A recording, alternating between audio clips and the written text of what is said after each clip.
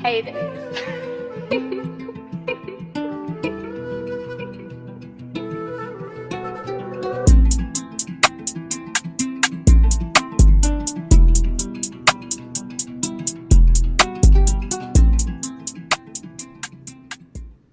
Welcome to the Gunning Truth with Roni, and it's time. It's Champions League week, and everybody I speak to, they are so excited about this upcoming week. I cannot wait for that Champions League music. I obviously took it for granted. We were so many years in it. We are actually being teased for being excited to be back, despite the fact that we were so long in it, more than most of these clubs that's been regulars recently. And I'm just extremely excited for this upcoming Champions League. Unfortunately, the weird thing is we've got Europa League standard opposition. So people now saying that this is a Europa League group. So it's going to be interesting. PSV, Sevilla, the perennial winners of the Europa League. PSV, we played last season in the Europa League. And RC Lens, who's a Europa Conference League type team at best, but they had a fantastic season last season in France. They came second to PSG. And then obviously all these teams lost players where Arsenal gained players. Sevilla lost a couple of players. They've actually gained Sergio Ramos. I am really looking forward to seeing him. One of my favorite defenders in Europe. He is as dirty as they come. And then obviously Lens lost some players, and PSV lost quite a few players that did really well. Sangare, Xavi Simons.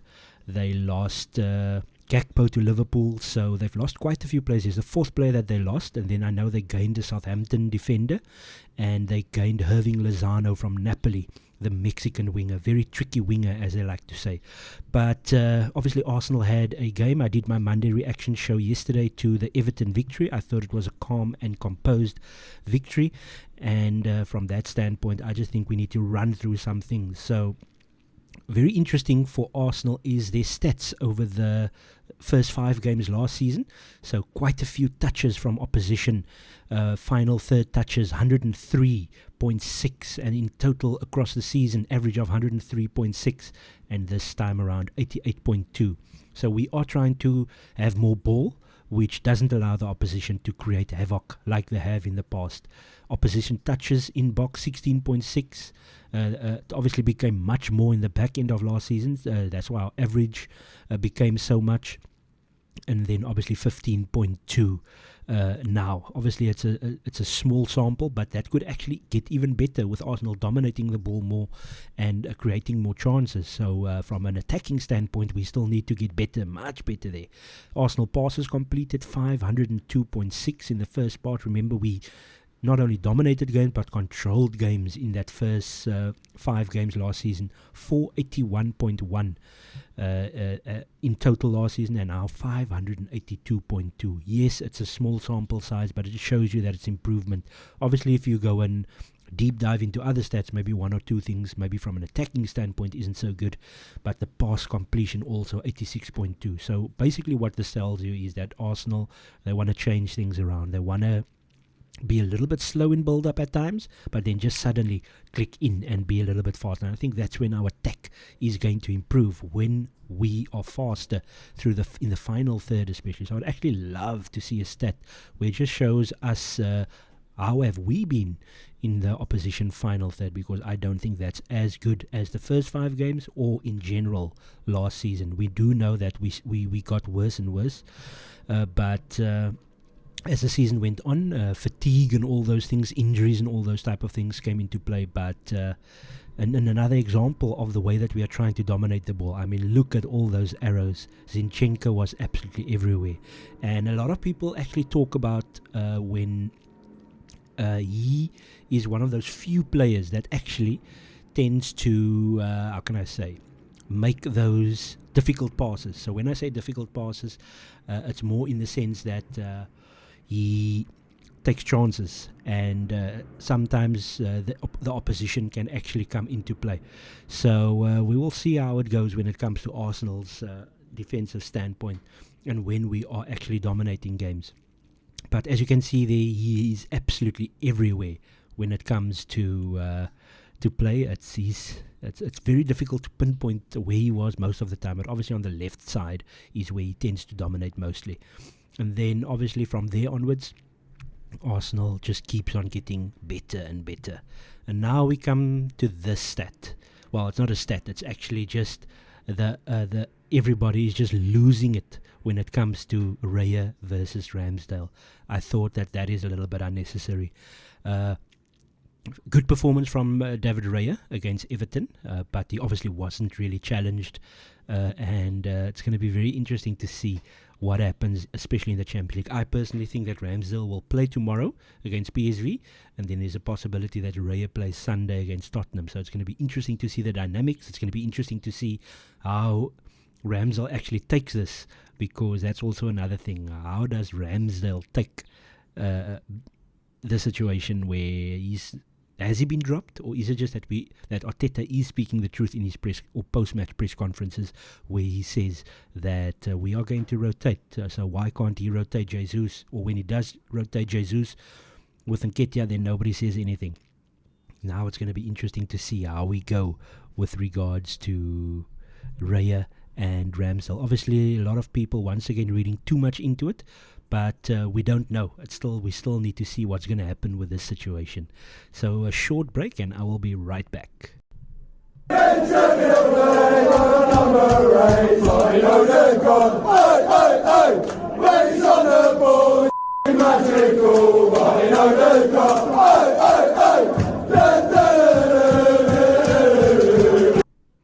Well, welcome back. So a little break that I needed to take, still recovering from the flu.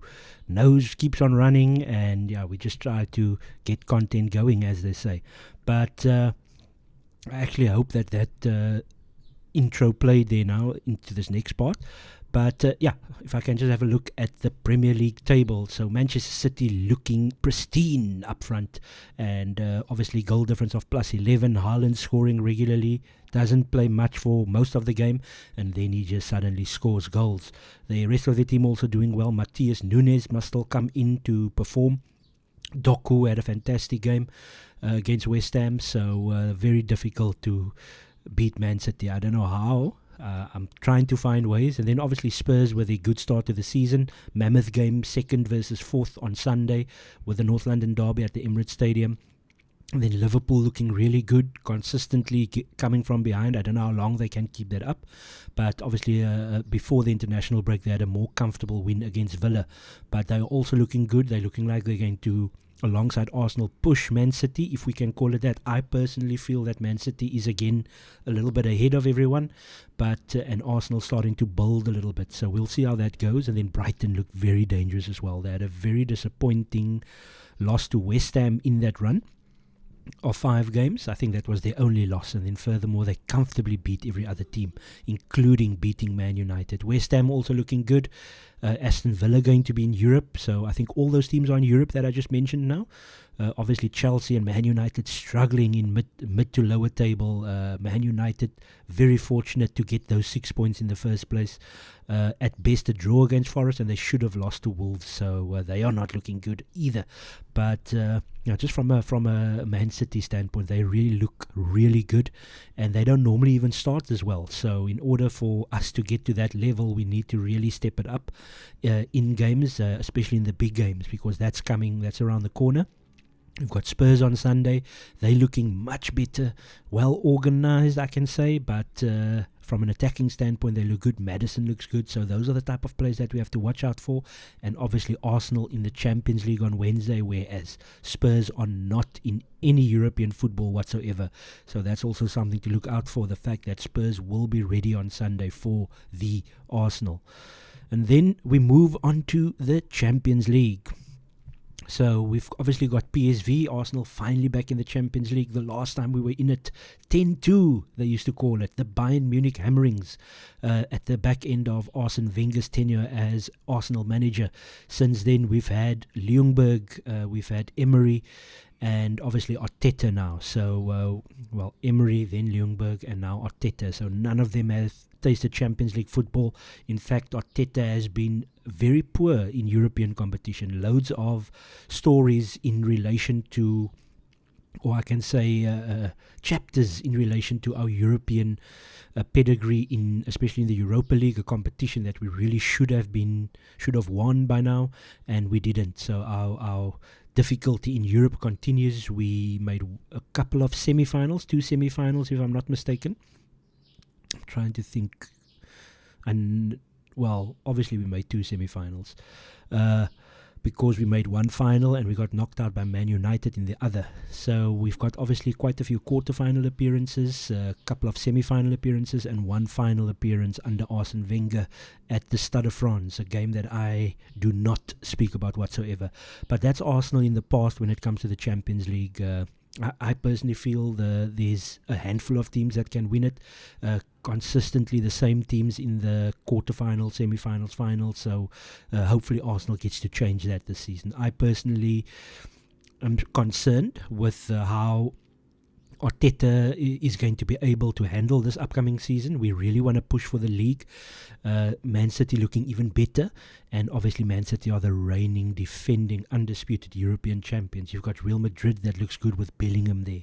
Barcelona is getting back into things, and then obviously Liverpool's in the Europa League. I think that they are going to be a top team this season, but they're in the Europa League. And then obviously the likes of Napoli, AC Milan, Inter Milan with the experience. I don't think Newcastle and Man United will do that well in the Champions League, so we're going to have to wait and see when it comes to Arsenal. But after that tangent, PSV Eindhoven team news, I got this yesterday, so I'm assuming that this is correct. Noah Lang has been good for PSV so far. He's out injured at the weekend, so Irving Lozano expected to make his first start since returning from Napoli. And then also there's a couple of players that's definitely out. Defenders Armando Obispo, Frederick Oppegaard and Mario Jr. all sidelined. Armel Bella-Kotchap from Southampton, he will also be involved in this game. So it's going to be interesting to see Luke de Jong as well, a physical striker, those type of strikers that Arsenal tend to struggle with. Didn't really struggle against Beto or Calvert-Lewin this past weekend, because Saliba and Gabriel were fantastic. So we'll see. Luke de Jong did have a good game at the Eindhoven Stadium last season. It was a very frustrating game, the Europa League game where Arsenal hosted. I think we won 1-0. It wasn't a great game. So really looking forward to this one. The last time they lined up. Right. Let's put that there. Cool. Okay. So the last time on my right that PSV played over the weekend, they had Benitez in goal, Serginho Dest, who's on loan from Barcelona at right back, Romario at right centre back, Bella-Kotchap left centre back, Van Arnold, former Crystal Palace player. I honestly do not know this Veer something is, but I'm sure it's a long name. And then SCHO, who knows who that is? Bakayoko Saibari, Noah Lang is injured, and Luke de Jong. I see he's got a 9.3 rating. The first time in a long time I see so many 9s, but obviously it is the Dutch Eredivisie. So those are the type of players that we can expect. And then also the team that I think that Arsenal will select. I think Ramsdale will be in goal. Come on, Rambo. Right back, Ben 10 out of 10 white. Gabriel Saliba at right centre back. Gabriel Magalhaes. Did I say Gabriel Saliba? William Saliba at right centre back. Gabriel Magalhaes left centre back, and Zinchenko at left back. So the back four, the same. I personally think it could be Tomiyasu. I will be surprised if it is. I think Zinchenko will play again. But it could be Tomiyasu as well, because I'm just thinking we've got the North London derby as well. Can Zinchenko play all these games? I've got Rice, Havertz and Ødegaard in our midfield 3. Trossard in for Martinelli. Martinelli not pictured in training today, so that hamstring injury is probably going to be minimum 2 weeks, I would think. Ødegaard, our captain, and our right 8/10. Saka at right wing, and I'm playing Jesus ahead of Nketiah. I'm just a bit... I think Nketiah has done well. I just feel that he doesn't have that X factor that Jesus has up front. So it's going to be very interesting to see if we can get going when it comes to our attacking play, because Trossard looks good.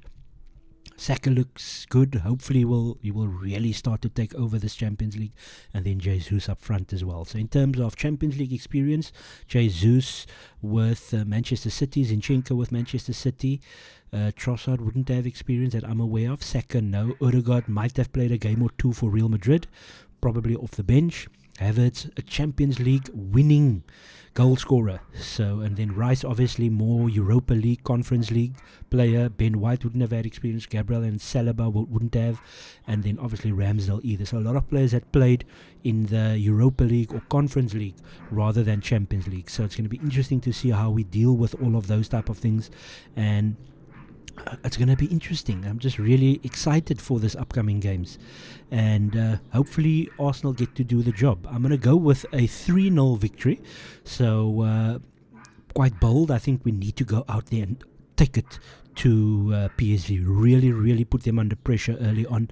I feel that they've lost key players that can really help them in Europe. But they are still doing well under Ruud van Nistelrooy.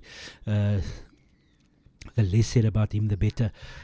So from that standpoint, I think we need to just take it to them. We need to be compact in defense, and we need to just dominate the ball as we have been. So a shorter show than normal. Of course, my throat is starting to go again. So, yeah, we leave it at that. And hopefully the Arsenal gets to do the job. Come on, you Gunners.